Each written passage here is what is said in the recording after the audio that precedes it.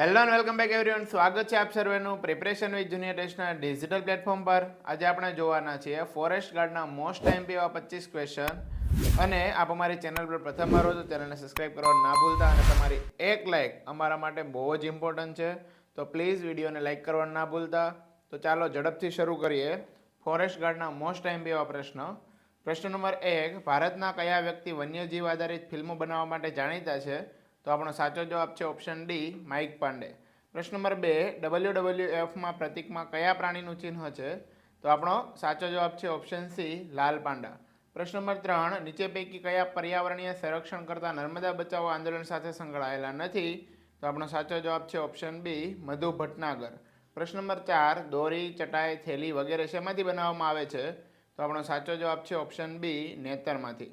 પ્રશ્ન નંબર 5, નીચેના પૈકી કઈ ઔષધીય વનસ્પતિને અમૃતતુલ્ય ગણવામાં આવી છે? તો આપણો સાચો જવાબ છે ઓપ્શન બી, આદુ. પ્રશ્ન નંબર 6, ગુજરાતી સાહિત્યકાર કનૈયાલાલ મુનશીએ કઈ નદીને માહિષ્મતી નદી તરીકે ઓળખાવી હતી? તો આપણો સાચો જવાબ છે ઓપ્શન એ, મહી નદીને.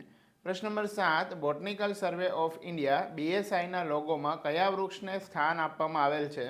તો આપણો સાચો જવાબ છે ઓપ્શન સી, વડ. પ્રશ્ન નંબર 8, નીચેનામાંથી કોના બીજમાંથી બાયોડીઝલ બનાવવામાં આવે છે? તો આપણો સાચો જવાબ છે ઓપ્શન બી, રતનજ્યોત. પ્રશ્ન નંબર 9, ગોલ્ડન પાંડા પુરસ્કાર કઈ પર્યાવરણીય સંસ્થા દ્વારા આપવામાં આવે છે? તો આપણો સાચો જવાબ છે ઓપ્શન સી, WWF. પ્રશ્ન નંબર 10, આંતરદેશીય જલીય નિવસન તંત્રના પ્રાણીઓ તથા વનસ્પતિના અભ્યાસને શું કહેવાય? તો આપણો સાચો જવાબ છે ઓપ્શન સી, લિમ્નોલોજી. પ્રશ્ન નંબર 11, ટોપલા, ટોપલી અને રેવન કયા વૃક્ષના લાકડામાંથી બનાવવામાં આવે છે? તો આપણો સાચો જવાબ છે ઓપ્શન ડી, વાંસમાંથી. પ્રશ્ન નંબર 12, જૈવ વિવિધતા ક્યારે ઘટાડો જોવા મળે છે? તો વિષુવવૃત્તિ ધ્રુવ તરફ જઈએ એટલે કે ઓપ્શન સી આપણો સાચો છે. પ્રશ્ન નંબર 13, નીચેનામાંથી કયું દૂધની વિશિષ્ટ ઘનતા માપવાનું સાધન છે? તો આપણો સાચો જવાબ છે ઓપ્શન બી, લેક્ટોમીટર. પ્રશ્ન નંબર 14, ગોવિંદ ગુરુ સ્મૃતિવન ક્યાં આવેલું છે?